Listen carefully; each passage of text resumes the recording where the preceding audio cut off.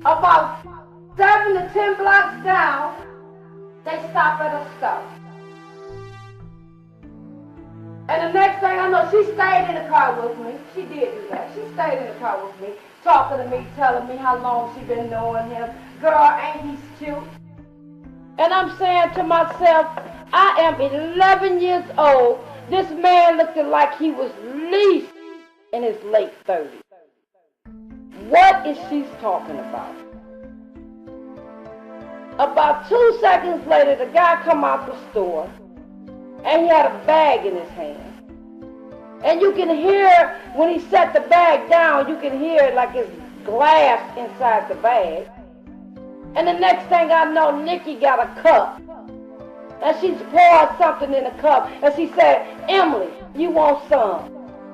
And I said, some of what? And she said, here, girl, just drink. And I said to myself, no, I'm good. I don't want none. And she said, well, would you slide over on the driver's side because that door is broke? Now, and you don't want to fall out. Now, this is supposed to be my friend that told me this. To slide over on the other side.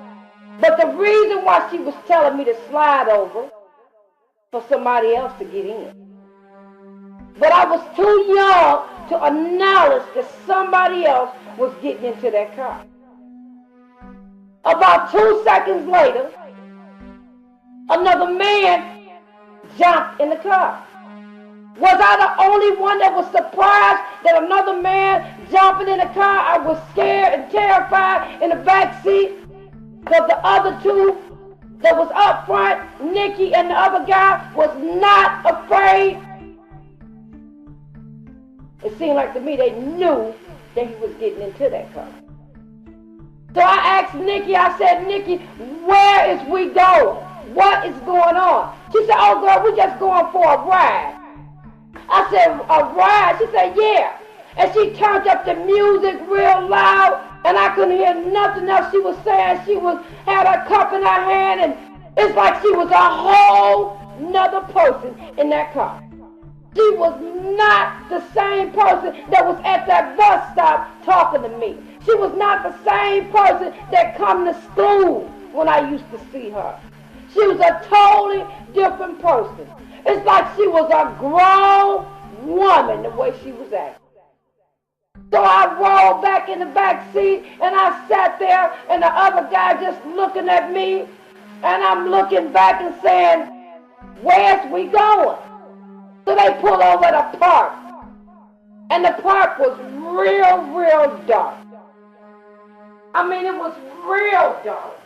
That I couldn't see that good at it. So about 2 seconds later, Nikki and the other man get out the car and said, I'll be back. And I said, wait a minute, you'll be back. Hold up, Nikki, I'm coming with you. No. You stay in the car, Emily, I'll be back. I said, no. I get out the car and I said, I'm coming with you. And she stood up there with her hands on her hips and said, we want to talk. And I said to myself, oh, who is she? Why is she acting like this? So she went on walking back through the park with that man. So I stood up in front of the car, just standing there like I'm in shock saying, what is going on? What possibly could she talk about? So then, about 2 minutes later, I decided to get back in the car because the other guy, he gets out the car, he's smoking a cigarette, so I get back in the car. And I sit in the car because it's real dark, and he gets back in the car with me. And he asked me, he said, what's your name? And I said, you've been hearing her say Emily all day. And he said, don't you get smart. And I stood there and I looked at him like, I'm not getting smart. I'm mad because she don't left me sitting here, supposed to be my sister friend and my friend, with a man that I don't even know, somebody that I does not even know from a can of paint. And then he got to grabbing me, telling me to come over, trying to shove me on the other side of the seat with him pulling me, trying to kiss all on me. Then he got to try to rip off my clothes. And I started crying. And I'm trying to fight him back and forth. I'm trying to fight him back. And he took out a blade. It was a little knife and I could see the shininess into it. And he said, I will kill you if you don't shut up. And I said to myself, kill me. Why did I get into this car? So you can imagine how quick my mouth closed when he said shut up and sold me that knife. And he got to doing whatever he wanted to do with me because I was so afraid and so terrified that I didn't know what to do. And I did not want to die. And that's why I tell y'all today, you have to be cautious. You have to think before you do. All friends that you think is friends may not be friends. Or they may make the wrong choice.